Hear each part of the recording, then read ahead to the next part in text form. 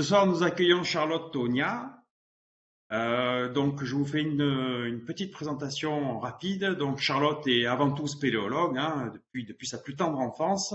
Elle nous vient de l'Ariège, des Pyrénées. Elle a fait des études de géologie et elle a fait aussi dans la foulée une thèse en Autriche, à l'université d'Innsbruck. Et sa thèse portait sur l'utilisation des spéléothèmes pour étudier les paléoclimats. Et actuellement, donc, elle a un poste d'enseignante-chercheuse à l'université d'Aix-Marseille. Et ce soir, donc, elle va nous parler de sa spécialité, donc les spéléothèmes, et comment est-ce qu'on utilise les spéléothèmes pour aborder, documenter les paléoclimats.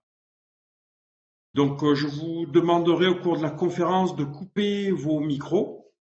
Je vous demanderai aussi de couper votre caméra, ça, on gardera de la bande passante. Euh, Vous pouvez écrire au fur et à mesure vos questions dans le chat. Donc, et on prendra les questions à la fin de la présentation de Charlotte. Comme ça, elle peut dérouler sa présentation et à la fin, on se garde un bon temps d'échange et de discussion.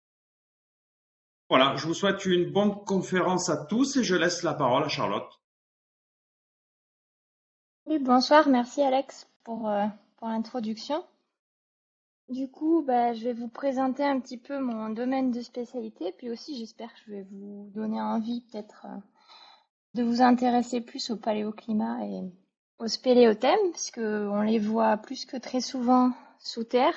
Alors, on les connaît bien pour leur forme, voilà, ornementale, et puis surtout des fois on les casse pour pouvoir passer en désobe, etc. Mais voilà, on les croise souvent.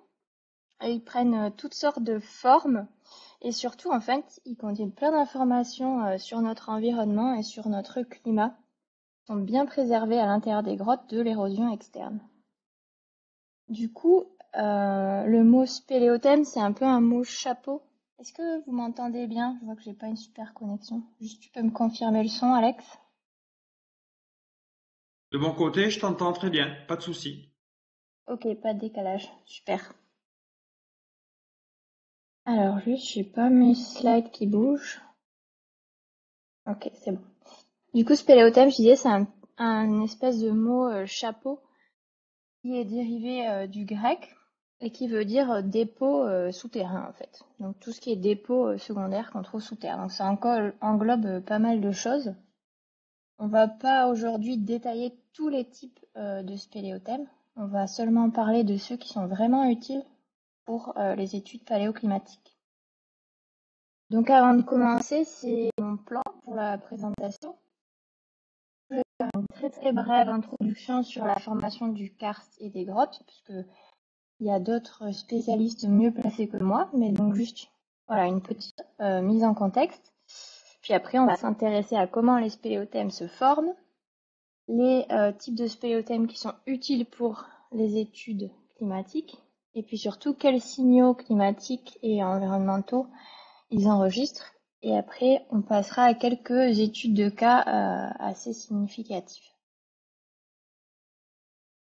Alors, pour la formation du karst et des grottes, si on simplifie un petit peu, on a besoin de 4 conditions.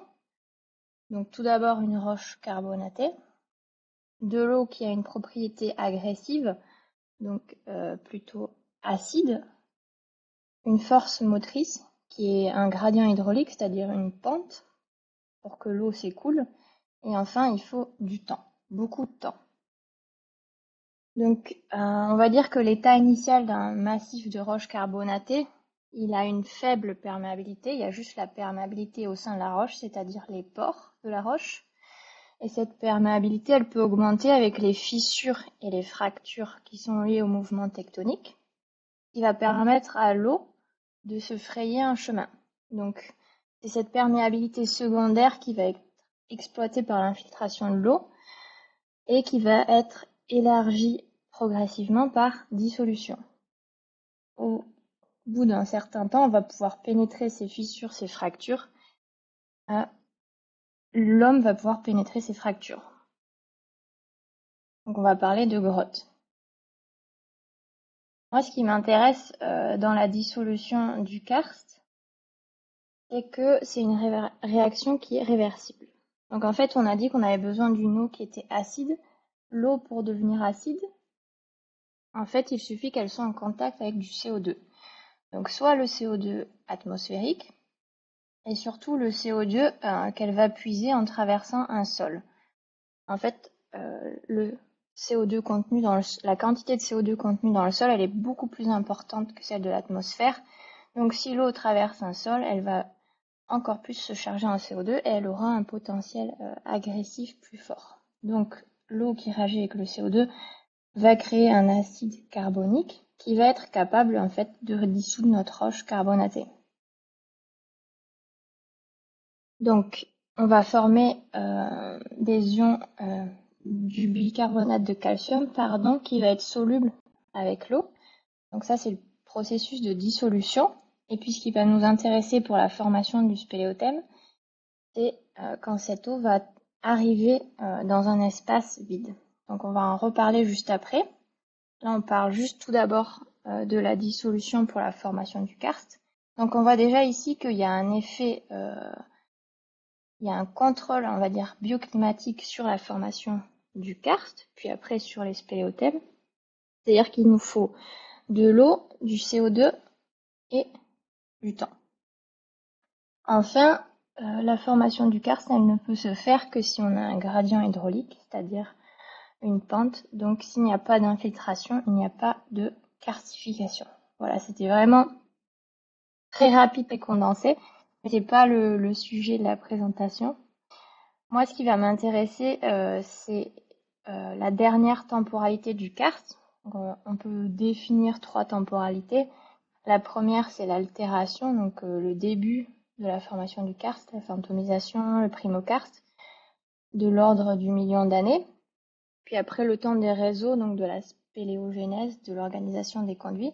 Et enfin, le temps, on va dire, un peu plus récent, mais qui reste aussi de la centaine aux milliers d'années, c'est le temps où on peut faire du concrétionnement.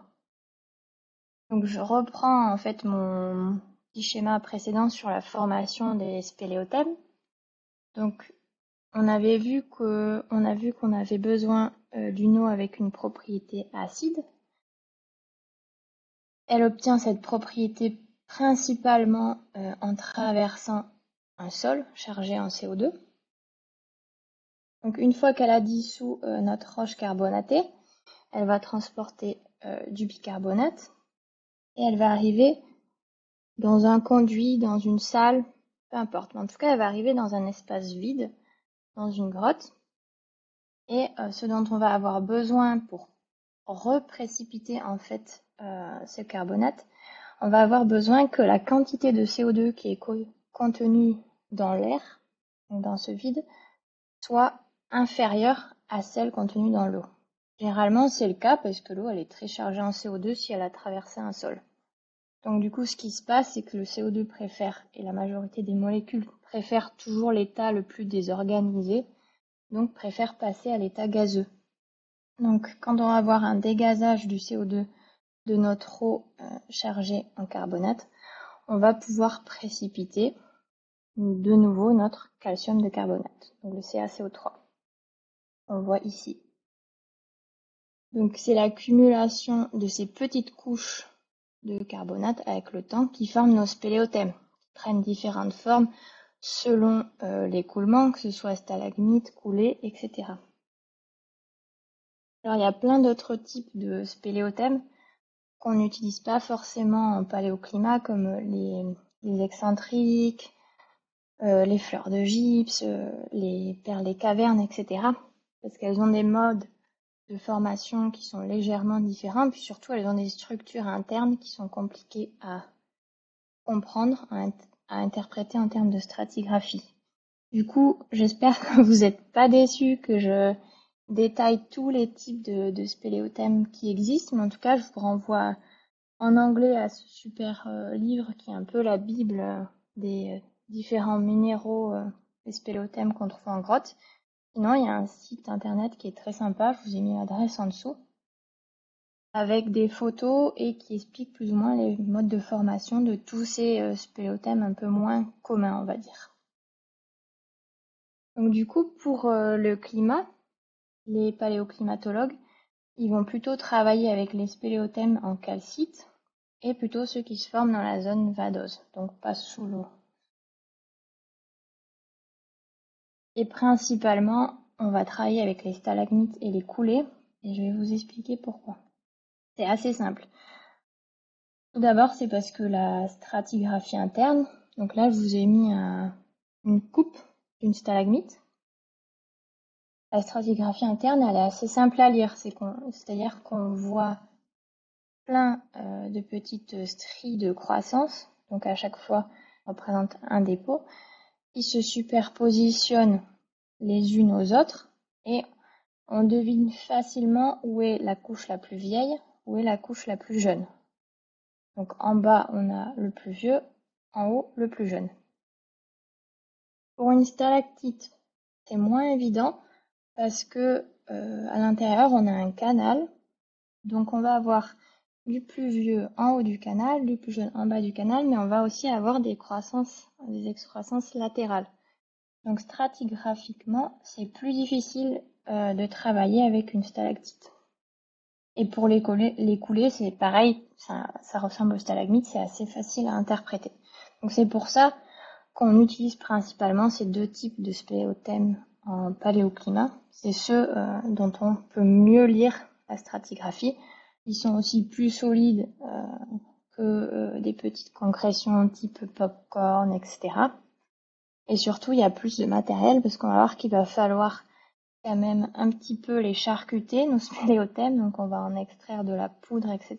pour pouvoir travailler avec. Ça, c'est juste une petite carte pour vous montrer aujourd'hui, enfin presque aujourd'hui, ça date de 2019 cette carte, à l'initiative d'un groupe de travail qui s'appelle CISAL, pour vous montrer la répartition des enregistrements spéléothèmes qui ont été déjà produits aujourd'hui. Donc on a une couverture géographique qui est assez importante, qui dépend évidemment de la présence de roches carbonatées. On a des zones vides, notamment en Afrique, et puis toutes les zones des hautes latitudes, notamment à cause du permafrost. Mais on va dire qu'il y a vraiment un intérêt plus que croissant sur les études climatiques à partir des spéléothèmes, et je vais essayer de vous démontrer pourquoi. Donc pourquoi étudier les spéléothèmes? Parce qu'ils peuvent avoir une croissance semi-continue pendant des périodes prolongées et ils sont préservés l'érosion externe. Ils peuvent enregistrer des informations climatiques à très haute résolution parce qu'on va voir que nos lamines, elles peuvent se déposer de manière saisonnière, donc par exemple été, hiver ou automne, printemps. Ils sont bien préservés et surtout ils ont une large répartition spatiale au niveau des continents. Donc avant de passer aux signaux chimiques, déjà on peut s'intéresser à qu'est-ce qui provoque la croissance ou qu'est-ce qui provoque l'arrêt de croissance d'un spéléothème. Parce que ça nous donne déjà des informations climatiques. Donc si on réfléchit à comment il se forme, on a besoin de la présence d'eau. Donc dans des moments où on a des précipitations, on va pouvoir former un spéléothème, donc dans un milieu tempéré, un milieu tropical. Par contre, dans les zones sujettes à la sécheresse, on va avoir des arrêts de croissance, ou en tout cas des saisons sèches. On peut avoir des spéléothèmes qui poussent que pendant la saison humide, parce qu'on a besoin d'une alimentation en eau pour pouvoir former nos lamines de croissance. Il y a un autre paramètre qui va jouer, c'est qu'on a dit que l'eau, il fallait qu'elle soit acide, et donc la présence d'un sol au-dessus de la cavité va favoriser la croissance des spéléothèmes. Si on a du karst à nu, on peut quand même former des spéléothèmes, mais ça va être plus difficile. Il y a aussi un autre mécanisme qui peut empêcher la formation des spéléothèmes, c'est notamment pour les grottes côtières par exemple, c'est que on précipite le calcium de carbonate par dégazage du CO2, sauf que pour dégazer dans l'eau, passer de l'eau liquide à l'eau liquide, c'est pas possible. Donc du coup, quand un spéléothème est submergé, sa croissance va s'arrêter. Donc là, je vais montrer un exemple d'une première petite étude. C'est les spéléothèmes qui ont été prélevés dans une grotte en Italie, alors en Sardaigne si je ne me trompe pas. Donc ces stalagmites, elles ont été prélevées à différentes altitudes dans la grotte. On voit leur position ici, A, B, C, F, G, E, H, etc. Une fois que les chercheurs qui avaient prélevé ces concrétions les ont découpées, ils ont découvert une stratigraphie interne un petit peu spécifique, c'est-à-dire qu'on a une alternance en fait de niveaux de spéléothèmes qui se sont formés donc dans un espace avec de l'air, c'est-à-dire pas sous l'eau, donc c'est les zones un petit peu marron beige, donc la formation classique d'un spéléothème. Et puis on a une espèce de croûte blanche ici qui vient interrompre la formation de notre spéléothème et qui le recouvre aussi ici sur le dessus. Ça, c'est une formation qui est d'origine biologique par des petits vers en fait marins qui précipitent en fait, qui vivent dans ces tubes et qui précipitent de la calcite. Donc ici, en fait, on peut déduire en datant notre concrétion, donc j'expliquerai après comment on les date, mais ils ont pu déduire les phases où le spéléothème était recouvert d'eau, donc quand le niveau marin avait augmenté et le niveau marin avait baissé. Ils ont pu contraindre les hausses du niveau marin grâce à ces spéléothèmes. Donc là, on n'est même pas encore sur les signaux chimiques, mais juste sur en fait les arrêts des différentes phases de croissance. Il y a un dernier paramètre qui peut faire aussi que un spéléothème arrête de pousser, c'est qu'il nous faut de l'eau, mais surtout de l'eau sous forme liquide. Donc dans des régions par exemple de haute latitude où on a du permafrost, donc un sol gelé, on peut imaginer que pendant la saison froide, selon si c'est un permafrost qui subsiste toute l'année ou saisonnier. Normalement, permafrost c'est toute l'année, pardon. Mais en tout cas, les limites des zones de permafrost, on peut déduire qu'il y avait des conditions chaudes ou froides avec les croissances ou arrêts de croissance des spéléothèmes qu'on trouve dans ces zones-là. Donc, pour vous donner un exemple d'une étude qui avait été publiée en 2013, vous avez le temps de 0, donc aujourd'hui et 500 c'est 500 000 ans, donc sur les 500 derniers 1000 ans. Et ce que les auteurs ont fait, c'est qu'ils ont daté les moments où les spéléothèmes pouvaient pousser dans cette grotte et se sont rendus compte que ça correspondait à des interglaciaires, donc des périodes chaudes. Donc dans ce cas-là, en fait, la pousse des spéléothèmes indique un réchauffement. Et ça marche que dans ces régions-là où on a du permafrost, ou alors des régions de haute altitude en région montagneuse. Donc là, on a vu juste que déjà, en fait, les phases de croissance et d'arrêt de croissance étaient une indication, pouvaient être une indication climatique.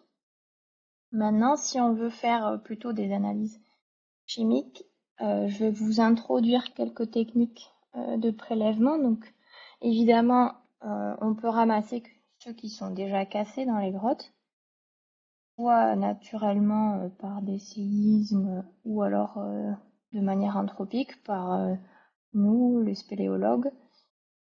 Et après, on peut évidemment casser avec un marteau burin. Sinon, on a des techniques de carottage. Donc, micro-carottage pour faire des dates de reconnaissance.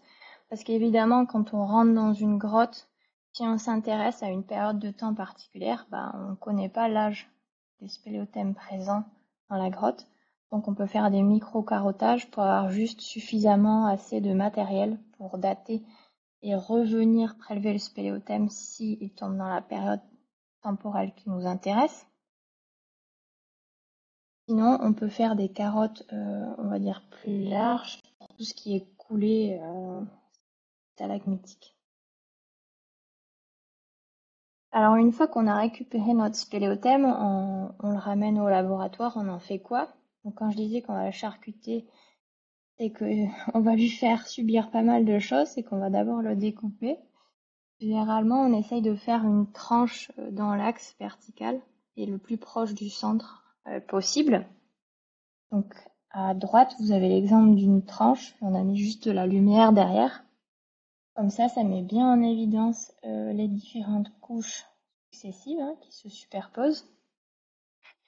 On va le polir pour faciliter aussi la lecture des couches. On peut en faire des lames minces pour les observer au microscope. Et puis après, on va, pour les analyses chimiques, échantillonner de la poudre. Donc sur cette photo ici, à droite, on voit une espèce de traînée verticale. Ça, c'est la trace des isotopes stables. C'est-à-dire qu'avec une fraiseuse qui est extrêmement précise, on est venu échantillonner un tout petit peu de poudre en essayant de rester sur une lamine. Ça, c'est ce qu'on voit ici. Donc, pour ces analyses-là, il ne faut pas beaucoup de poudre, il faut 0,3 mg, pas grand-chose.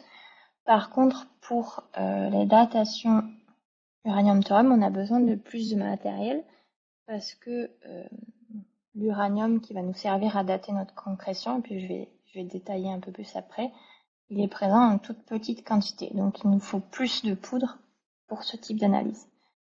Donc là à gauche vous avez l'exemple donc d'une autre coupe, d'une autre stalagmite, et vous avez les petits trous qui sont les trous pour l'analyse des isotopes stables dont on parlera après.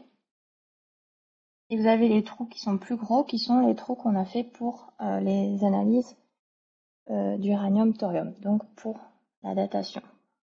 Dans l'idée, à droite, ce que vous obtenez en fait après avoir fait tout ce processus de préparation et d'analyse, vous obtenez une courbe, enfin en tout cas un enchaînement de points.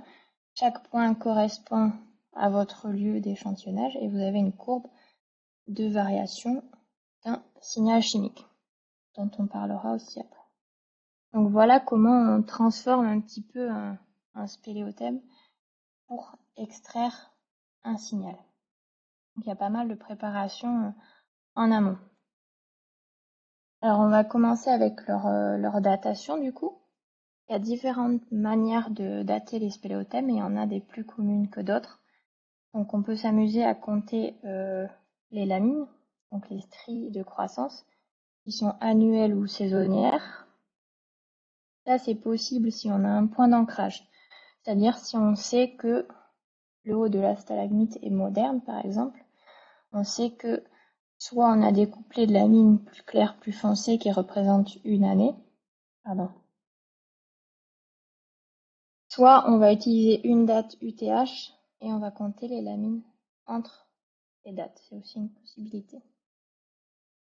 On va dire que la méthode la plus communément utilisée, c'est quand même la méthode de datation par la désintégration de l'uranium. Donc soit l'uranium-thorium, soit l'uranium-plomb. C'est la même chaîne de désintégration radioactive.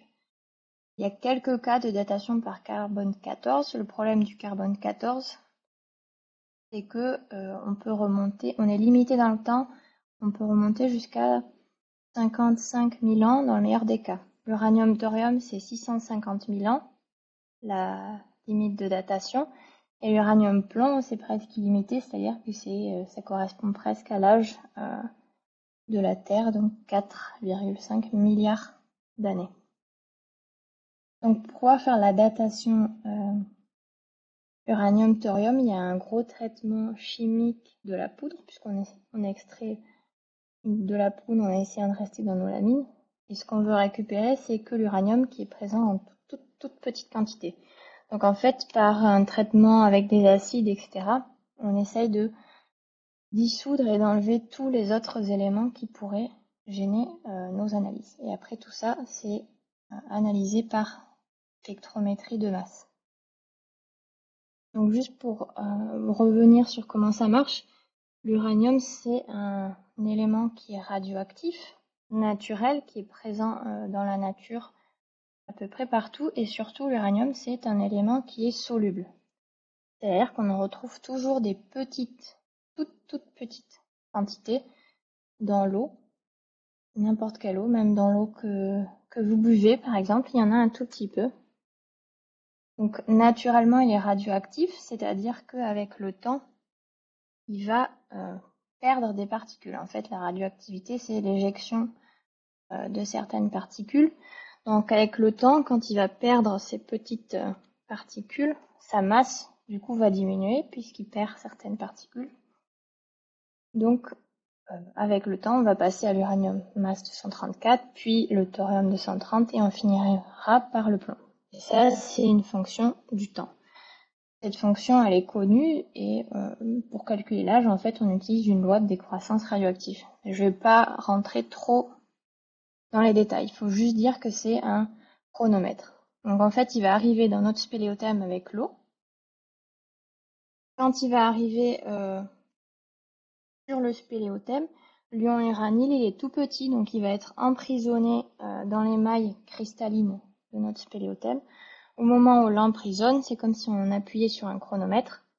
Il va commencer à décroître la radioactivité. Et donc, on va pouvoir mesurer le temps qui s'est écoulé depuis le moment où la lamine s'est refermée. Donc ça, c'est un exemple d'une stalagmite qui a été très bien datée, donc plutôt riche en uranium. Il provient d'une étude faite par des collègues asiatiques. Donc, juste pour vous donner un ordre d'idée de la précision. Donc ici, vous avez à chaque fois l'endroit où la poudre a été prélevée, mesurée, qui correspond. À côté, vous avez son nombre. Donc en fait, on peut voir le temps en bas sur l'axe du bas. 42, donc Ka c'est kilo-année, donc 42 000 ans jusqu'à 52 000 ans. Et là, sur cet axis, en haut, vous avez juste la profondeur d'échantillonnage, c'est-à-dire depuis le sommet de la stalagmite, j'ai échantillonné à quelle distance. Donc on a le premier âge ici qui correspond à ce premier point. Ici, on a un deuxième point qui correspond à ce deuxième âge, et ainsi de suite.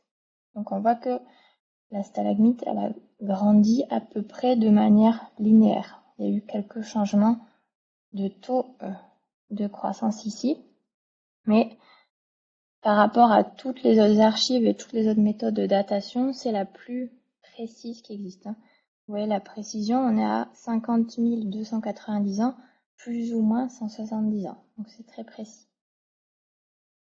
Donc je viens d'introduire aussi la notion de taux de croissance, c'est-à-dire qu'une stalagmite, en fonction de l'alimentation en eau, de la chimie de l'eau, elle va pas grandir à la même vitesse tout le long de sa formation.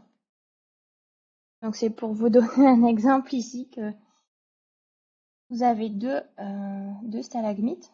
Donc une à gauche qui fait à peu près 5 mètres, qui se situe dans une grotte plutôt, on va dire en plaine, en basse altitude, dans les, on va dire, milieux tempérés, on va dire au centre de la France par exemple, ou au sud de la France.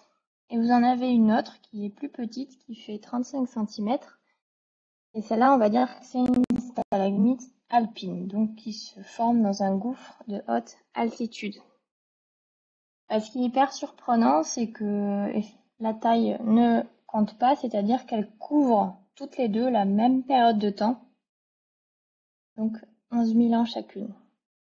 Donc en fait, en fonction des conditions climatiques, on va avoir un taux de croissance plus ou moins rapide.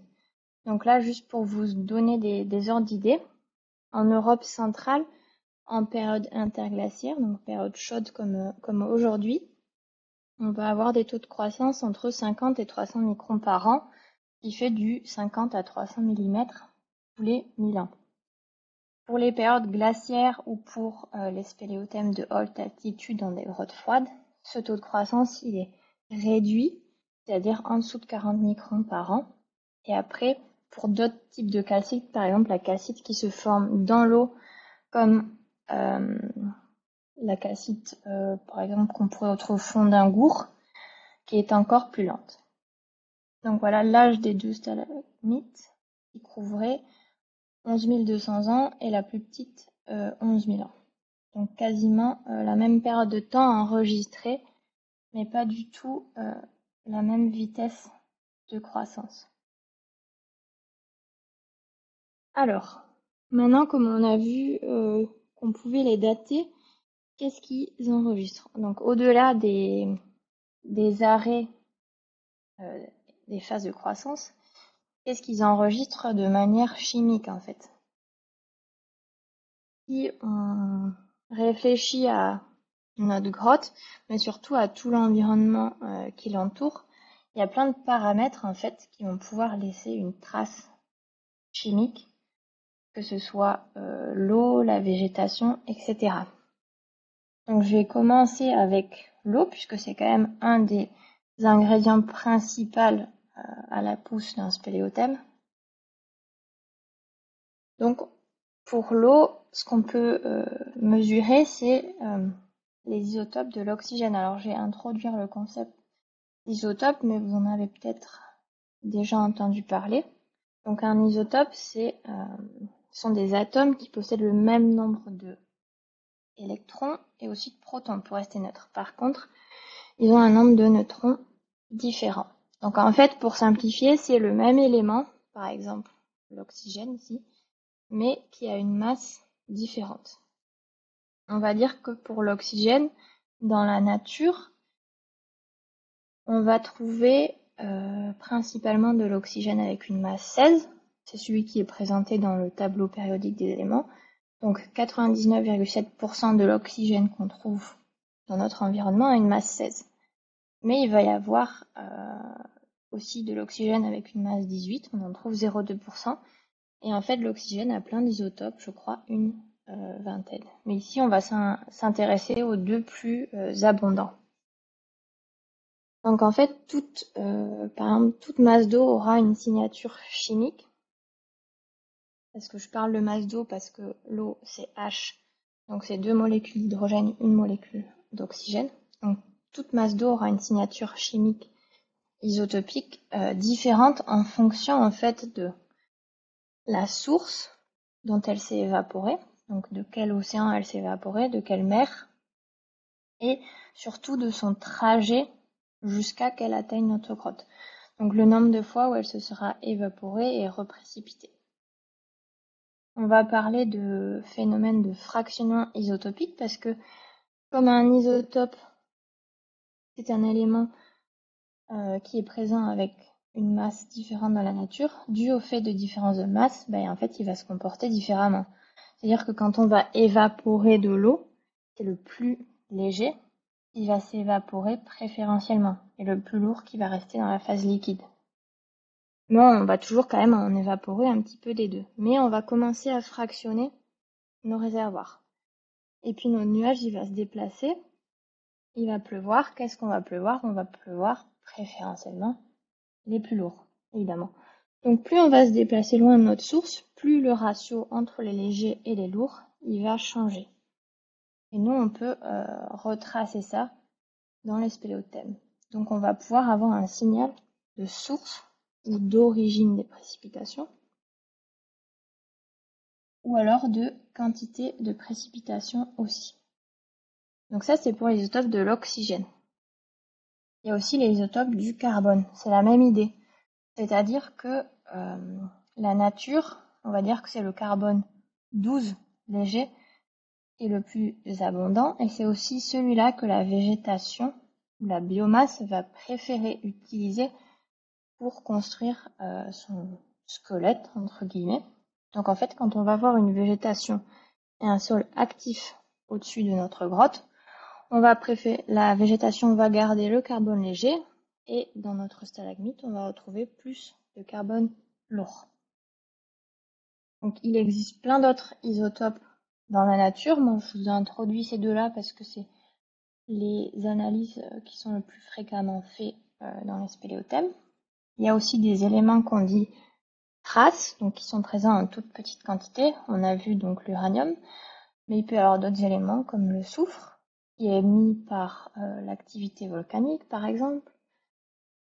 Aussi du soufre émis par les activités humaines. Donc en fait, on peut avoir plein de signaux chimiques transportés par l'eau qui vont arriver dans notre spéléothème. Et nous, on va être capable d'analyser ça. On peut également, j'ai mis ici des petits pollens, on peut également piéger des pollens dans les spéléothèmes. Alors en moindre quantité que dans les lacs, etc. Mais on peut aussi retrouver des pollens. Donc là, c'est juste un autre schéma pour peut-être expliquer un petit peu mieux comment ces signaux chimiques se retrouvent dans les spéléothèmes. Mais on a parlé d'oxygène, de carbone, d'éléments de trace. Tout ça, ça se retrouve, en fait, c'est transporté par l'eau et ça se retrouve, en fait, emprisonné dans la calcite de notre spéléothème. Et pour les pollens, du coup, ça nous donnera des indications sur le type de végétation. Par contre, pour extraire du pollen d'une stalagmite, c'est une méthode qu'on dit destructive, c'est-à-dire qu'il faut dissoudre la calcite pour récupérer les grains de pollen. Donc c'est pas très couramment fait. Il y a une dernière chose qui est super chouette avec les spéléothèmes, c'est que au-delà des signaux chimiques qui sont préservés dans la calcite, on peut aussi préserver des toutes petites bulles d'eau, ce qu'on appelle des inclusions de fluide. C'est-à-dire que quand nos cristaux ils poussent, donc les cristaux ils poussent toujours dans une fine pellicule d'eau, on peut avoir de l'eau qui s'insère entre les interstices des cristaux ou même au sein des cristaux et on peut l'emprisonner. Donc on peut emprisonner de l'eau d'il y a 50 000 ans, de l'eau d'il y a 600 000 ans. Et nous, on peut analyser la composition chimique de cette eau. Donc ça, c'est quelques photos au microscope des inclusions de fluides. Donc, par exemple, ici, on voit les bordures d'un cristal. Et on voit qu'à l'intérieur, il y a des petites taches noires. Et en fait, si on zoome sur ces taches noires, ici, et encore zoomé, mais en fait, on voit que c'est un fluide qui est contenu dedans. Et en fait, ça, c'est des toutes petites gouttes d'eau qui ont été emprisonnées dans la calcite. Donc, juste pour faire un premier récap de ce qui peut être disponible à partir de l'étude des spéléothèmes, on a vu qu'on pouvait donc utiliser les isotopes de l'oxygène, les inclusions de fluides et d'autres traceurs que j'ai pas détaillés parce qu'ils sont plus complexes. Mais en tout cas, on peut reconstituer des variations de température, on peut reconstituer des variations de source des précipitations ou de quantité des précipitations. On peut reconstituer des variations de l'activité de la végétation au-dessus du karst et du type de végétation si on a la chance de pouvoir retrouver des pollens. On peut aussi s'intéresser dans certains cas, c'est pas tous les spéléothèmes. Il faut savoir que un spéléothème il contient jamais toutes les informations, ça dépend voilà du lieu. Mais retracer aussi l'activité volcanique, l'activité incendiaire, s'il y a eu des grands feux par exemple, ça laisse aussi des traces chimiques dans le sol. L'érosion, ainsi que les changements hydrologiques dans le karst. Par exemple, avec l'étude pétrographique, on peut voir des niveaux de crue aussi dans certains spéléothèmes, donc des dépôts en fait de boue entre les lamines. Donc tout ça, ça fait un paquet d'informations. Et après, on peut aussi retrouver des formations cassées qui peuvent être utilisées en sismologie, mais aussi dans le cadre d'études géomorphologiques et archéologiques. Évidemment, il y a des limitations. Donc, on n'a pas d'enregistrement continu aussi long que certaines archives, que les carottes de glace, on va en parler après par exemple, qui enregistrent le climat de manière continue sur le dernier million d'années. Un spéléothème, ça va être plus du 10, 20, 30 000 ans, des fois 100 000 ans, ça arrive. Mais on a un enregistrement pas aussi long que les carottes de glace ou les carottes marines. On a peu d'enregistrements justement dans les zones de permafrost, donc aux hautes latitudes, ainsi qu'aux hautes altitudes en montagne, à cause de la présence de glaciers et de permafrost. Il y a certains péléothèmes qui peuvent être difficiles à dater parce que j'ai dit qu'on travaillait avec des toutes petites quantités d'uranium et donc certains spéléothèmes n'en contiennent pas assez ou peuvent être contaminés aussi par du thorium détritique. Alors je ne l'ai pas trop évoqué, mais en tout cas la datation n'est pas tout le temps évidente, même si ça marche relativement bien. Et surtout, on a vu qu'il y avait une quantité d'informations qui était assez importante. Donc en fait, la difficulté du spéléothème, c'est de comprendre qu'est-ce qu'on enregistre. Parce qu'on peut avoir un mélange de toutes ces informations. Donc pour essayer de démêler les informations enregistrées par nos spéléothèmes, il faut faire du suivi environnemental ou du monitoring en grotte, aujourd'hui dans les grottes.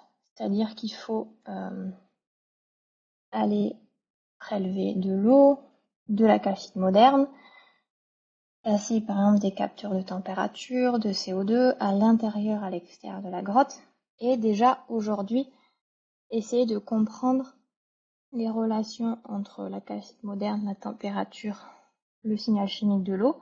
Comme ça fait un point d'ancrage pour interpréter les données dans le passé. Donc ça, c'est vraiment indispensable pour avoir une bonne interprétation des données. Donc faire du monitoring sur un temps au moins 1 an minimum et plus possible. Maintenant, on va passer à la partie plus paléoclimat où je vais vraiment vous montrer des enregistrements climatiques. Et pour vous donner notre motivation aussi à faire ça, c'est que les paléoclimatologues, pourquoi est-ce qu'ils s'intéressent au climat passé? Alors évidemment, il y a tout simplement la curiosité de chacun, mais c'est surtout que en apprenant du climat passé, on peut essayer de mieux anticiper ou mieux comprendre les tendances climatiques à venir. C'est particulièrement le cas aujourd'hui avec le dérèglement climatique. Donc essayer en fait de démêler des effets, on va dire des forçages naturels climatiques, des forçages anthropiques, donc causés par les activités humaines. Donc les bases en fait, enfin les bases.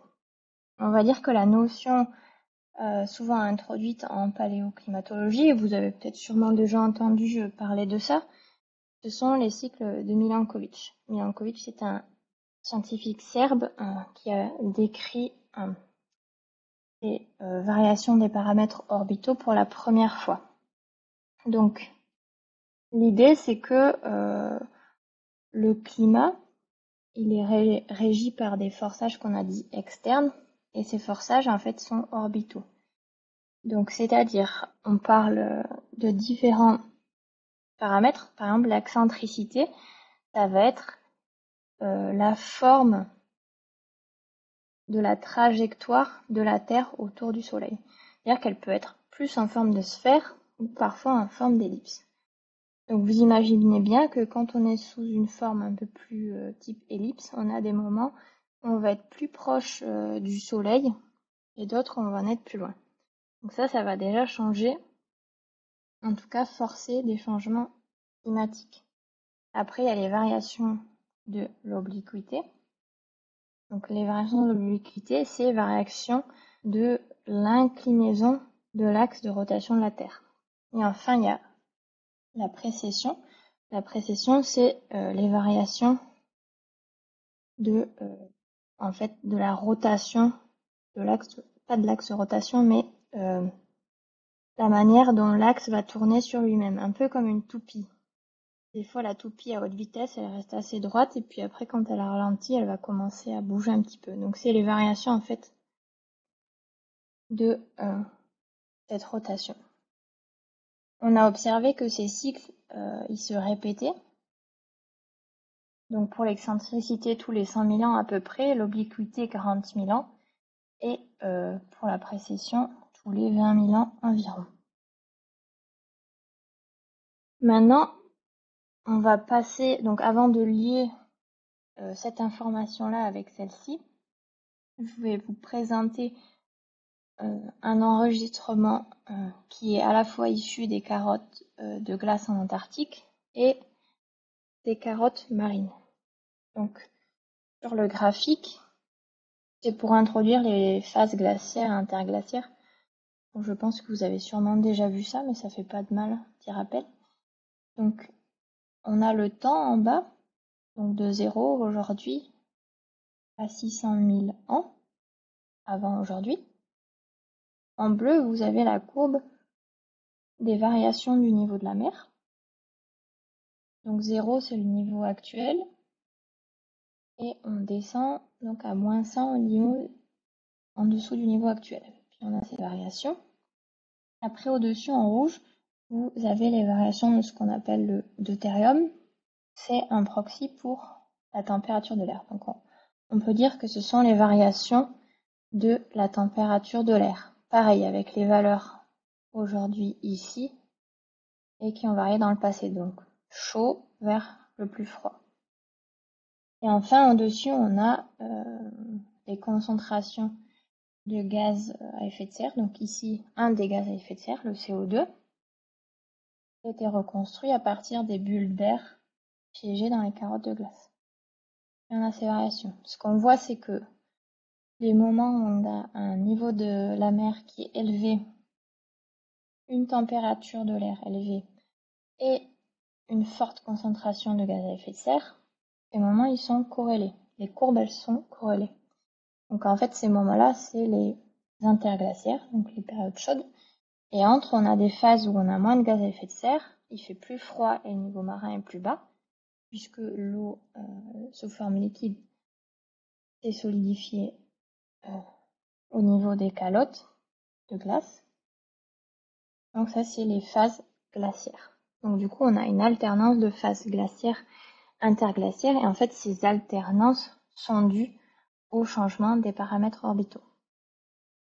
Il y a un grand paradigme, enfin c'est pas vraiment un paradigme, mais en tout cas jusque il y a assez récemment, on se questionnait encore de savoir quel était le paramètre orbital qui influençait le plus sur le fait qu'on passe d'un état glaciaire à interglaciaire.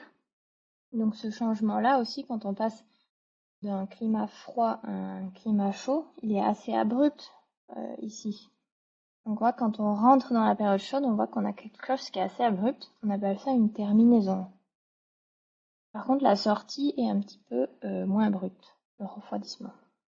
Donc une grande question en paléoclimatologie, c'était qu'est-ce qui donne la cyclicité des cycles glaciaires interglaciaires? Quels paramètres prédominent entre l'excentricité, l'obliquité et la précession? Un petit point aussi au niveau de la datation des carottes de glace. Alors comment elles sont datées? C'est souvent assez mystérieux. En fait, elles sont en partie datées par le comptage des couches, puisque c'est des couches annuelles. Sauf qu'à un certain moment, avec la compaction de la glace, on n'arrive plus trop à distinguer les couches les unes des autres. Donc en fait, elles sont tunées, paramétrées sur les cycles orbitaux. Donc en fait, elles ne sont pas datées de manière absolue, elles sont datées de manière relative. Et c'est pareil pour les carottes marines. Donc c'est là qu'on va voir un peu l'utilité de nos spéléothèmes qui, eux, ont une chronologie indépendante. J'aime bien cette phrase qui a été prononcée par Ideon Anderson, qui est un paléoclimatologue qui a d'abord commencé à travailler avec les carottes marines, puis qui s'est intéressé aux spéléothèmes. Et en 2006, dans un papier pour Science, il a dit « Pour le paléoclimat, les 2 dernières décennies ont été celles des carottes de glace, les 2 prochaines seront celles des spéléothèmes. » Et ça, c'est un petit graphique qui illustre exactement son propos, c'est-à-dire ça vous montre le nombre de publications en sciences à partir des spéléothèmes dans les années 60 ou 80 qui étaient très faibles et qui depuis les années 2000 est en plein boom. Donc on était à 50 publications par an dans les années 2010, aujourd'hui on est presque à 200. Donc c'est un domaine qui est en pleine expansion, mais c'est aussi un domaine qui est assez jeune en fait. C'est aussi dû au progrès qu'on a fait en fait en spectrométrie de masse, parce que j'ai dit qu'on analysait des petites quantités, donc il fallait qu'on ait cette capacité analytique des instruments qui étaient capables de détecter de si faibles quantités de tous les éléments que j'ai introduits avant. Donc revenons à nos cycles glaciaires interglaciaires et à nos terminaisons glaciaires. Je vais vous présenter une étude qui a été publiée en 2016 par le groupe de Haicheng en Chine, qui est un des groupes leaders de l'étude des spéléothèmes. C'est une étude qui s'est d'abord intéressée à retracer les variations de la mousson d'Asie sur les derniers 640 000 ans. Ça a une importance puisque la mousson a un impact fort anthropique par rapport aux inondations, etc. Donc c'était important déjà de savoir comment elle a évolué sur le long terme pour mieux comprendre justement ce qui fait varier cette mousson. Mais ce qui a été remarquable avec cette étude, c'est que ils ont pu élucider, on va dire, cette problématique des cycles, des paramètres orbitaux. Donc je vais y venir. Alors c'est une figure un peu complexe, il va y en avoir deux. Donc à nouveau, on a toujours le temps en bas, hein, de gauche à droite, de aujourd'hui jusqu'à 220 000 ans. J'ai volontairement coupé la figure parce qu'il y avait beaucoup de données. En bleu, vous avez les variations des isotopes de l'oxygène des carottes de glace, qui ici nous présentent en fait un peu similaire à la figure précédente, mais on va dire l'alternance des cycles glaciaires interglaciaires. Et au-dessus, on va avoir nos spéléothèmes d'Asie. Donc dans l'étude, ils ont utilisé 10 stalagmites de 3 grottes différentes. Alors je vais peut-être juste revenir en arrière. Mais vous aviez les 3 étoiles sur la carte ici, donc des grottes qui sont quand même assez distantes les unes des autres. Donc déjà, quand on est capable d'avoir des enregistrements spéléothèmes de grottes à une si longue distance et que le signal enregistré par ces spéléothèmes se réplique, ça veut dire qu'on a bien un enregistrement d'un phénomène régional ou global. On n'a pas juste un phénomène local. Donc ça donne beaucoup de force à cet enregistrement. Donc vous avez ici les variations des isotopes de l'oxygène, cette fois-ci dans les spéléothèmes, donc dans la calcite. Donc c'est interprété de telle manière que quand on a des valeurs très négatives, on a une mousson qui est très intense, et quand les valeurs deviennent plus positives, l'intensité de la mousson diminue. Donc chaque couleur est un spéléothème, on voit que les enregistrements se superposent. En haut, vous avez des petites barres.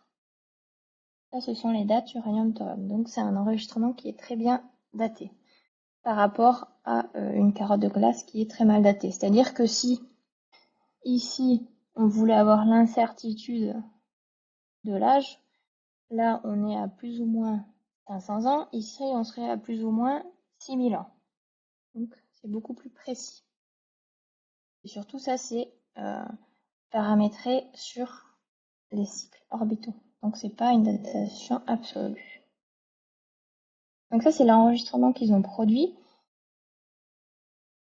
Ça c'est ce que je viens d'expliquer, donc avec les variations des isotopes. Et là on va passer à la figure qui fait peur. Donc on commence pareil en bas avec le temps, donc de 0 à 600 000 ans. Tout en haut du graphe, on a les variations des paramètres orbitaux. Donc précession, excentricité, obliquité. Donc leur variation dans le temps. L'excentricité, elle est plus ou moins importante, donc c'est plus ou moins une sphère, plus ou moins une ellipse, ça varie dans le temps. Pareil pour l'axe de rotation, il est plus ou moins incliné, et la trajectoire aussi. En dessous, en vert, c'est un enregistrement qu'on dit composite, donc on a pris toutes les stalagmites qu'on a présentées sur la figure précédente, on a fait un enregistrement unique avec. Donc un enregistrement continu sur les 600 derniers 000 ans, qui est extrêmement bien daté. Par-dessus, les auteurs, ils ont surimposé, on voit une courbe rose là, ça c'est l'insolation, donc c'est la quantité d'énergie émise par le soleil.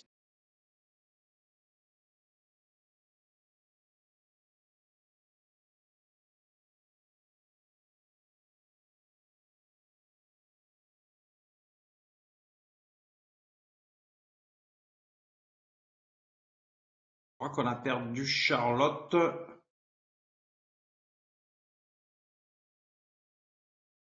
Ouais, je crois qu'elle a dû avoir un problème de connexion. Donc, toutes mes excuses. Je pense qu'elle va tenter de se reconnecter. Donc, on va attendre un petit instant. Je vais essayer de l'appeler pour voir si, voilà, si elle a un problème technique. À tout de suite.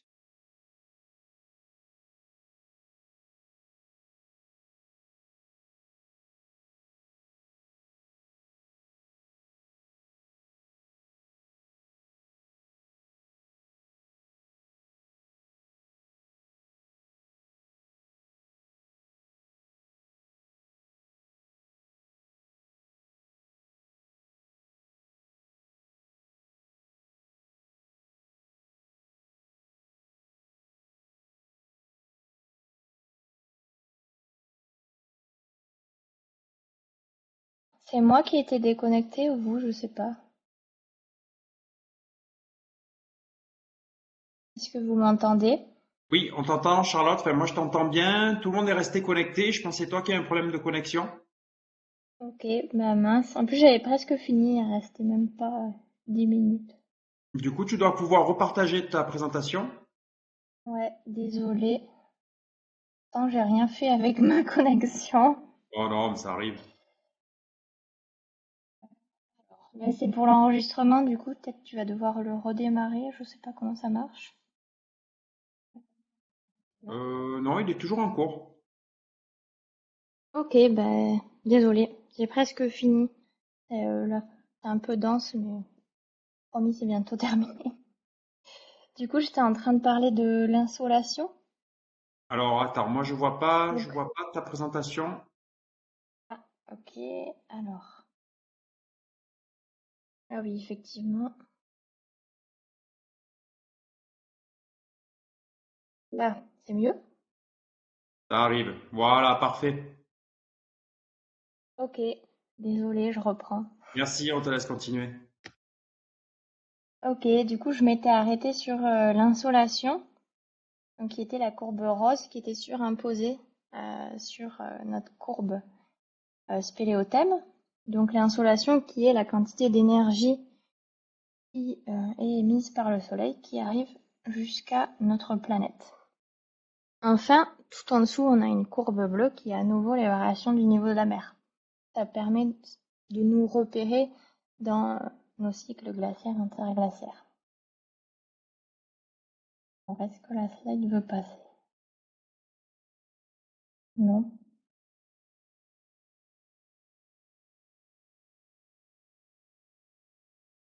Ah,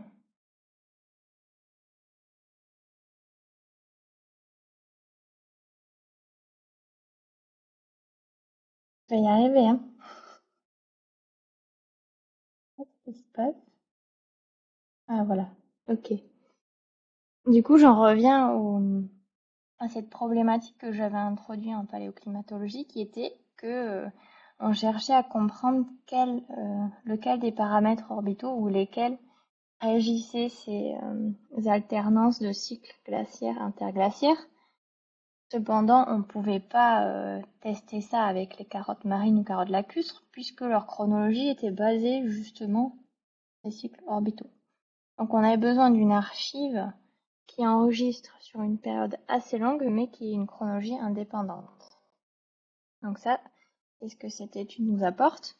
Donc il y avait différentes hypothèses. C'était que les cycles de 100 000 ans, donc on a vu que ces périodes glaciaires, interglaciaires, ça se reproduit à peu près tous les 100 000 ans. Un interglaciaire dure entre 10 et 20 000 ans et une glaciation dans les 80 000 ans à peu près. Donc la première hypothèse, c'était que c'était 4 à 5 cycles de précession. Il y en avait une seconde où c'était 2 ou 3 cycles d'ubiquité. Et il y en avait une troisième qui disait c'est les deux mélangés. Donc cette étude, elle vient nous apporter cette réponse-là. Si ma slide veut bien apparaître. Non.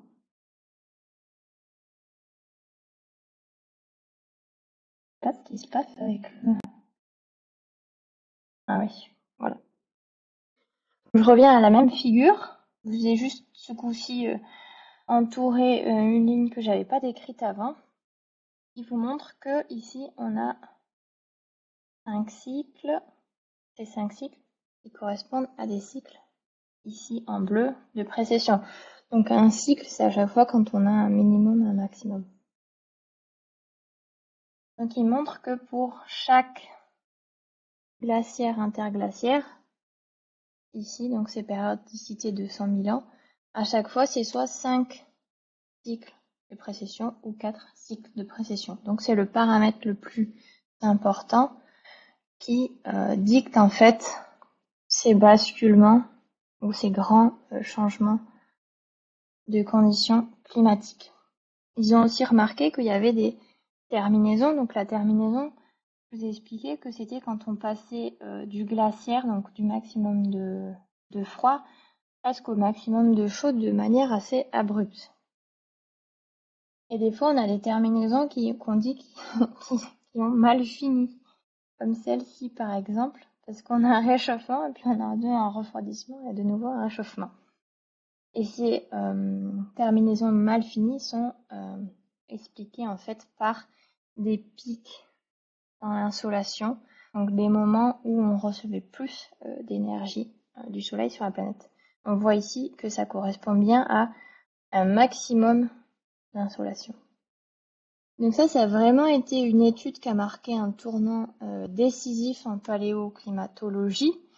Et puis surtout qui a montré que les spéléothèmes étaient vraiment dans le, entre guillemets, dans le game du paléoclimat, parce que jusqu'aux années 2000, ça avait été légèrement ignoré par la complexité à interpréter les signaux et la difficulté de mesurer. Mais avec les avances en spectrométrie de masse et maintenant la preuve que la chronologie, en fait, qui est un peu la force des spéléothèmes, vraiment apporté dans l'étude des paléoclimats.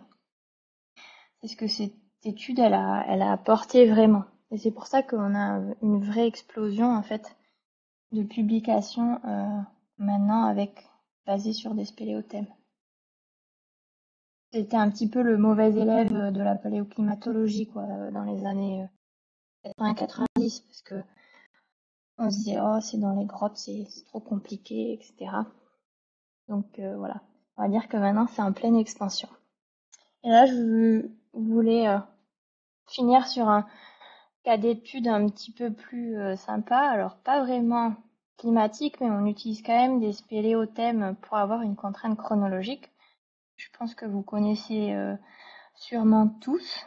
J'espère que vous avez vu aussi ce super film, enfin documentaire qu'avait fait Luc Lefage sur Arte, qui est vraiment bien expliqué. Si vous l'avez pas vu, je vous invite à le voir. Donc, Néandertal, le mystère, la grotte Bruniquel. Et donc la grotte de Bruniquel, il a été retrouvé à l'intérieur des structures concentriques de stalagmites cassées. Donc en voyant ce cercle, on suppose bien que ça n'a pas été ordonné disons qu'elles se sont pas ordonnées de manière naturelle et que donc on suppose qu'il y a eu l'action de l'homme quant à l'organisation de ces structures circulaires. Donc là, vous avez vu des ortho-images qui mettent mieux en évidence les structures. Donc on a des plus petites qui sont peut-être des foyers, enfin on ne sait pas trop, en tout cas des plus petites structures, puis des plus grandes. Et donc il a été évoqué que c'est un homme préhistorique, on ne savait pas encore lequel, qui aurait organisé ces stalagmites en forme de cercle. Pour faire, on ne sait pas, hein, on peut que supposer, soit du feu, des rites, on ne sait pas du tout, mais en tout cas, il a organisé les stalagmites de cette manière-là.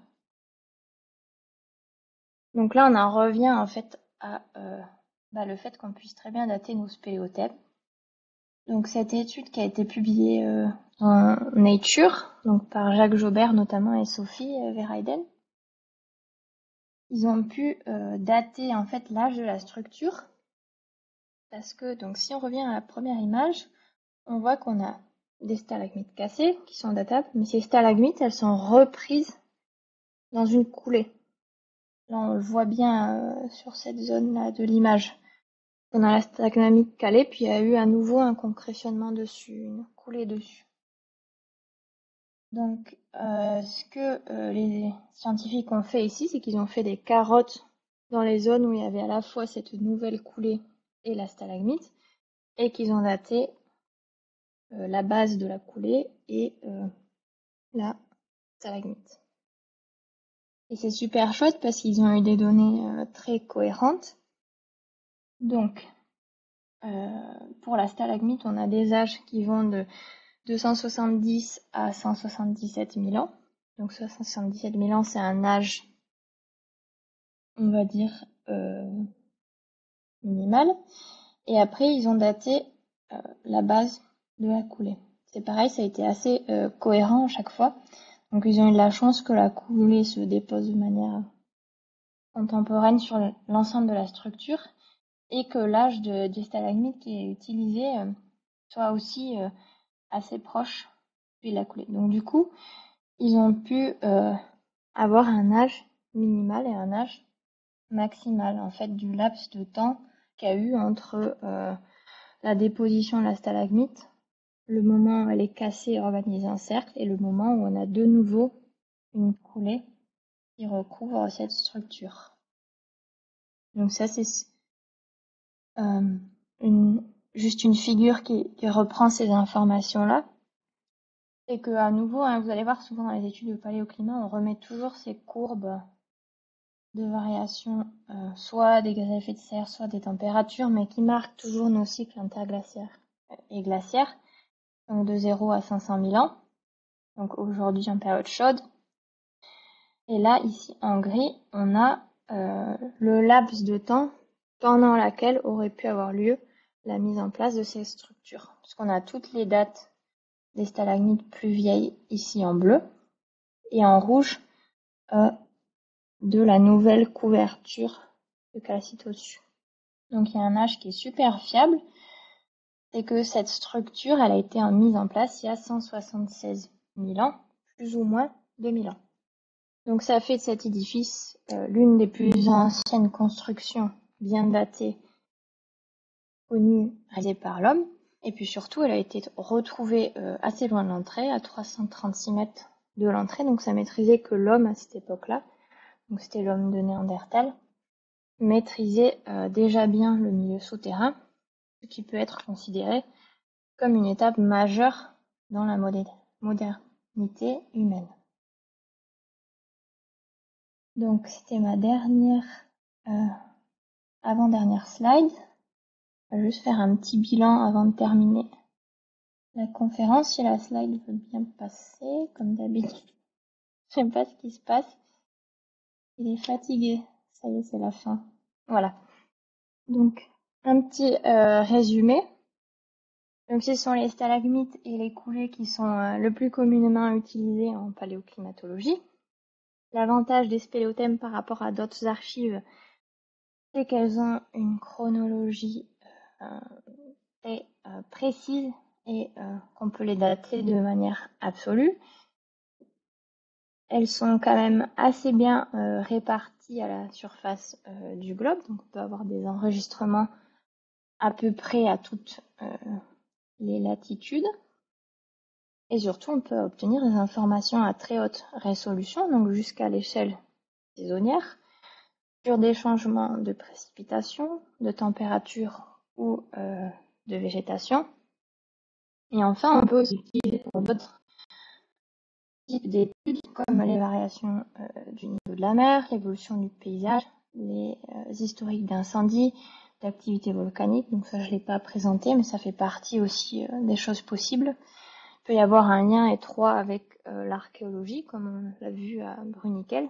Et puis, ça peut être utilisé dans les études géomorphologiques comme marqueur chronostratigraphique, c'est-à-dire que si on étudie un remplissage en grotte, donc sédimentaire, et qu'on a une concrétion à la base ou au sommet, on peut au moins avoir un visage minimal et maximal qui encadre ce remplissage.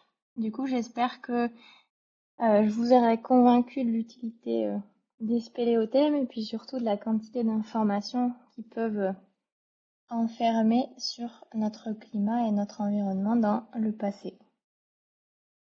Et j'espère que c'était pas trop compliqué à la fin. Donc c'est ma dernière slide, j'ai terminé. Si la dernière veut passer, mais je suis très contente de répondre à vos questions si vous en avez. Merci Je vous beaucoup, Charlotte, remercie pour votre attention. pour cette présentation très riche et très claire. Il y a effectivement, j'ai deux questions qui sont passées sur le chat. Une question d'Alain qui se Oui. demande quelle est la limite de datation des spéléothèmes dans le temps. Ok. Alors, selon la méthode de datation utilisée, c'est différent. Pour l'uranium-thorium, c'est à peu près 650 000 ans. Par contre, pour l'uranium-plomb, bon, on n'a pas à proprement parler de limite, puisque c'est 4,5 milliards d'années, le temps que on atteigne l'équilibre séculaire. Cependant, il y a une limite, c'est le fait que pour pouvoir faire de la datation uranium-plomb, il faut une quantité initiale d'uranium qui est assez importante dans notre spéléothème, et c'est pas souvent le cas. Donc c'est quand même difficile de faire la datation uranium-plomb, puisque on n'a pas tout le temps des quantités d'uranium assez importantes. Une autre question dans le chat Oui. de François qui demande si on pourrait utiliser des couches sédimentaires pour faire des datations uranium-thorium.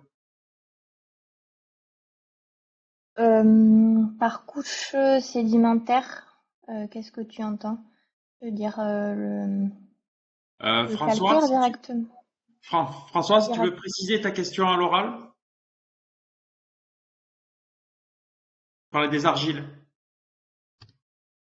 Des argiles. Oui.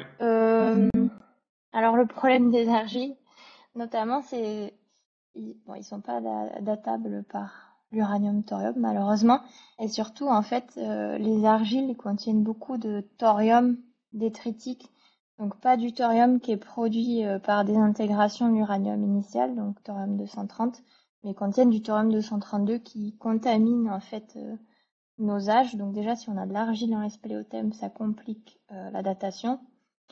Et cette méthode-là n'est pas applicable à l'argile. Donc une autre question d'Alain demande est-ce que les spéléothèmes peuvent apporter des informations sur les teneurs en gaz carbonique passées, teneurs de gaz carbonique atmosphérique. À ma connaissance, non. Parce que on voit que en fait on piège pas directement du gaz carbonique. On pourrait peut-être avoir des informations par rapport à la signature du carbone, mais on peut pas retracer les variations de quantité de gaz à effet de carbone de serre comme les carottes de glace, parce qu'en fait dans les carottes de glace on piège directement des bulles d'air. Ils sont complètement étanches, et on arrive à mesurer ce qui est contenu dans ces bulles d'air. Le problème des spéléothèmes, j'expliquais qu'il y avait des inclusions de fluide d'eau. Il y a aussi des inclusions d'air dans les spéléothèmes. Le problème, c'est que, bon, à ce jour, il y a très peu d'études qui se sont intéressées à savoir si ces inclusions d'air étaient bien étanches, mais on pense que non. C'est-à-dire qu'il y aurait possiblement encore des échanges avec l'atmosphère. Donc du coup, on ne mesurerait pas le CO2, on va dire, d'il y a 500 000 ans, mais un mélange du CO2 actuel et surtout, c'est des quantités très petites. Donc je ne saurais pas si on serait en mesure aujourd'hui analytiquement de les mesurer. Donc ma réponse, c'est non pour le moment. Une nouvelle question de Pierre, donc qui fait remarquer qu'on a des informations sur les climats passés avec des spéléothèmes, mais en quoi ça peut aider d'essayer de prévoir l'avenir? Je suppose les climats, l'évolution du climat à venir. Ouais, une super question. Oui, en quoi ça peut aider? Bah, je pense qu'on n'est pas tous sans ignorer que l'humain, en tout cas les activités humaines, sont en train de dérégler le climat. Et donc du coup, regarder dans le passé, ça nous permet déjà d'avoir un recul sur les forçages externes, donc autres que les activités humaines, déjà sur les forçages qui régissent ces grands changements climatiques, pour essayer d'anticiper, par exemple, c'est quand la prochaine glaciation ou c'est quand le prochain interglaciaire, ça nous concerne quand même, puisque vivre en période glaciaire, c'est quand même pas la même, hein. On aurait un niveau de la mer qui serait 100 mètres plus bas, on pourrait traverser à pied jusqu'en Angleterre, ce serait sympa, mais surtout on aurait des calottes de glace immenses et il ferait beaucoup plus froid. Donc, en fait, retracer le climat du passé permet de comprendre les mécanismes qui contrôlent le climat, parce qu'en fait, avec les données météorologiques, on n'a pas assez de recul pour savoir justement quels sont les différents forçages climatiques. Ce qu'on a vu un peu avec la dernière étude sur les spéléothèmes, c'est récent, de 2016, de pouvoir dire que c'est vraiment la précession qui régit ces cycles glaciaires-interglaciaires. Et du coup, surtout, ça nous permet aussi de mettre en perspective l'impact des activités humaines sur le climat, c'est-à-dire que le réchauffement, la vitesse du réchauffement aujourd'hui et la quantité de gaz à effet de serre qu'on a dans l'atmosphère, c'est des situations que l'on n'a pas connues depuis plusieurs millions d'années. Alors oui, il y a eu des périodes où il a fait plus chaud qu'aujourd'hui sur Terre. Il y a eu des périodes où il y a eu plus de gaz à effet de serre.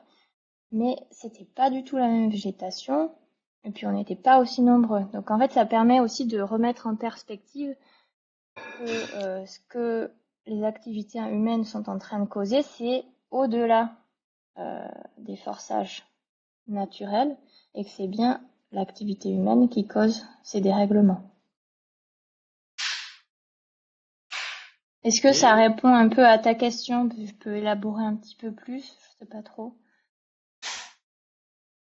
Moi, je pense que ta réponse était quand même assez complète. En attendant, si Pierre veut réfléchir, je te propose une autre question de Robert. Donc, qui demande si un vide au sein d'un spéléothème peut-il être considéré comme un dépôt argileux ayant disparu avant la reprise du concrétionnement?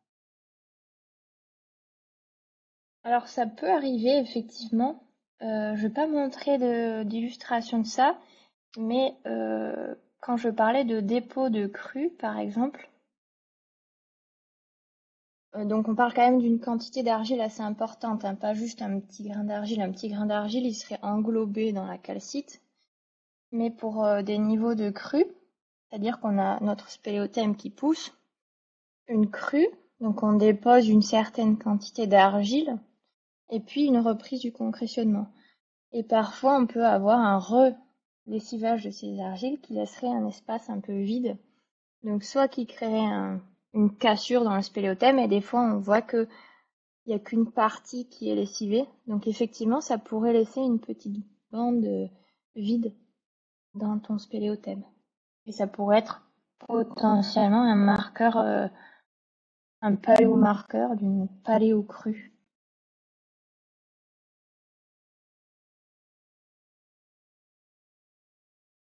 Alors, je vois une question de Pierre, je peux la lire?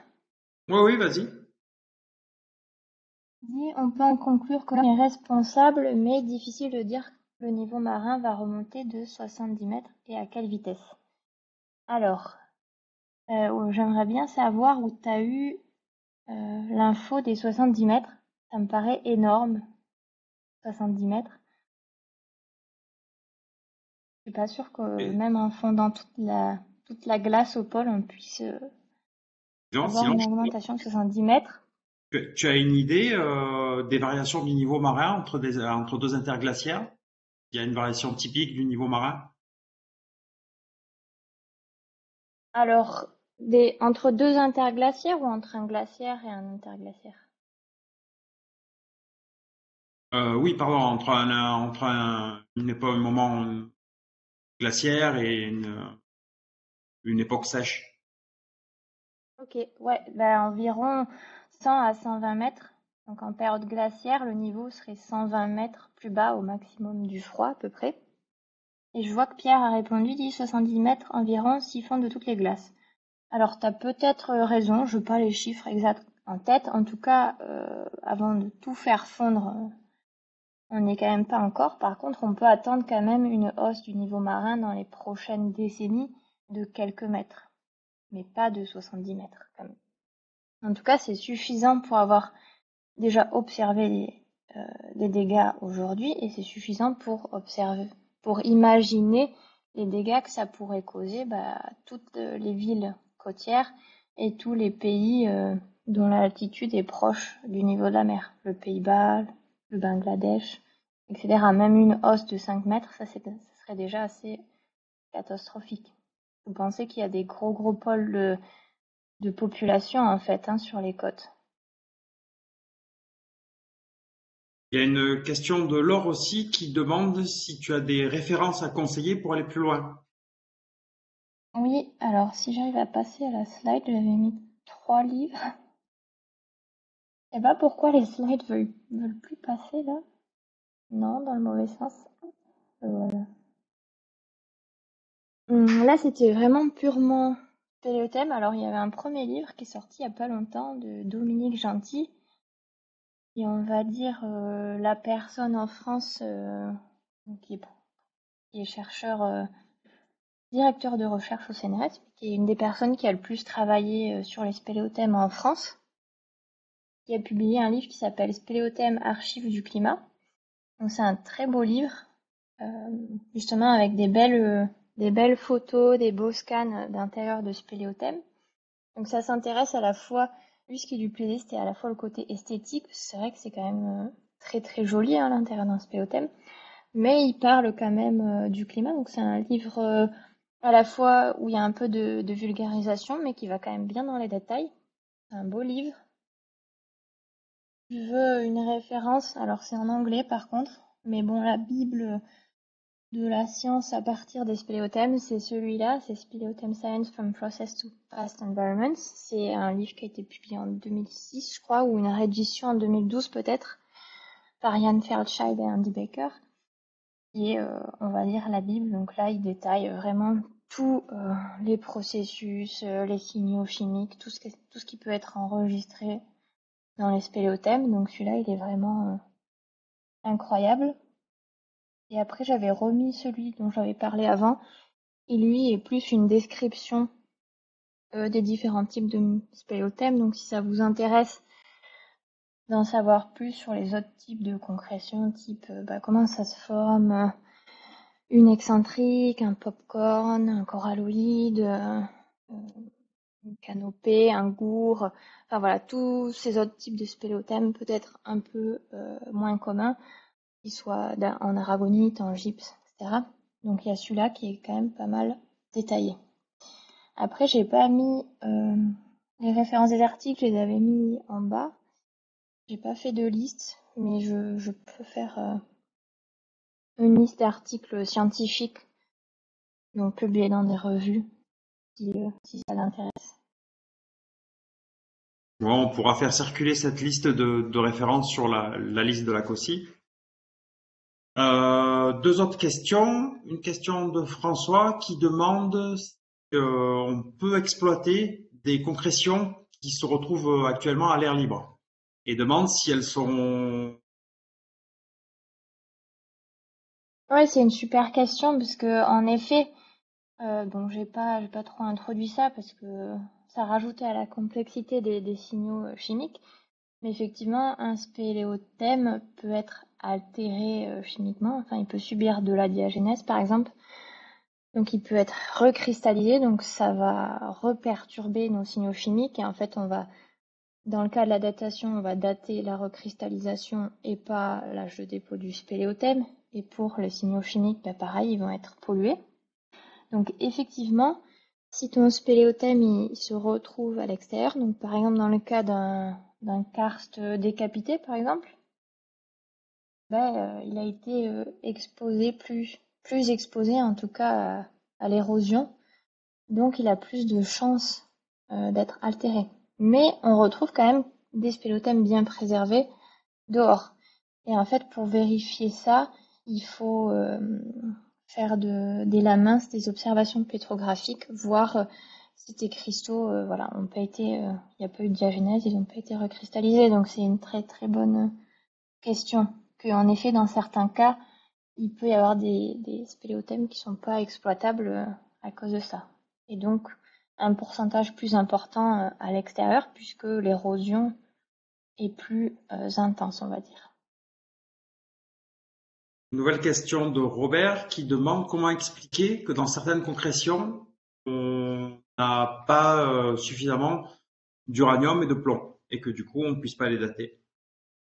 Ouais, tout à fait. Bah, c'est pareil, hein. Ce qu'on disait, c'est que dans certains cas, il y a peu d'uranium. Donc il peut y avoir plusieurs facteurs qui jouent sur ça. Donc déjà la minéralogie du spéléothème. Si tu as un spéléothème en aragonite, tu as plus de chances de piéger de l'uranium parce qu'il y a plus de place en fait dans le réseau cristallin que la calcite. Et puis ça dépend en fait de la composition chimique de l'eau. Donc ce qu'elle a traversé, l'encaissant. Effectivement, il y a des zones très pauvres en uranium, donc on retrouve pas suffisamment d'uranium dans la concrétion pour la dater. Et dans le cas de l'uranium plomb, c'est à dire que c'est encore plus complexe puisque il faut un certain temps pour produire du plomb radiogénique, parce qu'en fait le plomb, on va dire, est plutôt à la fin de la chaîne de désintégration de l'uranium. Donc avant qu'il ait perdu toutes ces petites particules, donc de passer de la masse 238 à la masse par exemple 206 du plomb, il faut qu'il se passe un certain temps. Et donc il y a des zones, c'est-à-dire entre la fin, la limite de datation UTH et le début du moment où on a accumulé assez de plomb pour faire de l'UPB, et bien en fait il y a aussi une espèce de fenêtre temporelle où on n'aura pas accumulé assez de plomb si on avait peu d'uranium au départ pour bien dater nos spéléothèmes. Donc une question de Laure qui demande si les essais d'armes nucléaires en atmosphérique sont détectables dans les spéléothèmes. Oui, tout à fait. Ils sont détectables dans les spéléothèmes et puis je pense dans d'autres archives et même dans l'eau, hein, dans certaines eaux souterraines qui ont un temps de résidence assez long, on peut les dater par exemple par tritium. Donc oui, on peut retrouver les traces d'essais nucléaires dans les spéléothèmes qui se sont formés récemment. Et du coup, par rapport au tritium, par exemple, ça peut être une façon de voir un peu le temps de transit de l'eau souterraine. Est-ce que de la même façon, dans les spéléothèmes, on pourrait s'en servir de chronomètre ou c'est trop compliqué? Il me semble que oui, alors c'est pas c'est moins mon expertise, mais il me semble, je vérifierai, mais il me semble qu'il y a quelques études justement sur des spéléothèmes récents. Donc peut-être plutôt des carbonates des fois urbains ou des choses comme ça, où ils utilisent le pic Nutrition pour dater en fait, pour pas aller chronologique du spéléothème. Mais bon, faudrait que je vérifie pour dire un oui à 100%, mais il me semble que c'est le cas. Alors Lionel, toujours dans les guanos, mais du coup, Lionel, tu peux préciser ta question? Est-ce qu'on peut dater les guanos, c'est ça? Je Ou sais pas. plutôt, ou alors plutôt des croûtes de guano, enfin d'apatite du coup dans les spéléothèmes? C'est ça qu'il a voulu dire.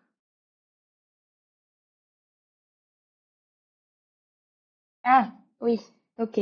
Ah bah oui, sûrement. Bah, de toute façon, c'est toi l'expert sur les guano, Lionel. Donc du coup, j'imagine qu'il nous donne une information. Il nous dit qu'on peut aussi faire ça dans les guanos de chauve-souris. Donc on peut aussi voir aussi ce pic d'essai nucléaire. Et, Corrige-moi si j'ai dit des bêtises, Lionel, hein, mais... Oui, oui. oui, il dit c'est bon, c'est... Donc, ben, si on n'a plus de questions, je crois qu'on va pouvoir libérer Charlotte. Ben, encore merci Charlotte pour cette présentation. Vraiment, je pense qu'elle a été appréciée et suivie par de nombreux fédérés. J'en profite pour vous annoncer la date de la prochaine conférence, visioconférence COSI. Ça sera le 6 février prochain à 20h30 et on parlera de grottes, de reconstruction de grottes en 3 dimensions. Merci à tous pour votre participation et puis je vous dis à bientôt pour une prochaine conférence COSI. Et encore merci beaucoup Charlotte. Bonsoir à Ben, tous. merci à vous de m'avoir écouté, hein, avec grand plaisir, pour une prochaine. Bonsoir à tous. Salut!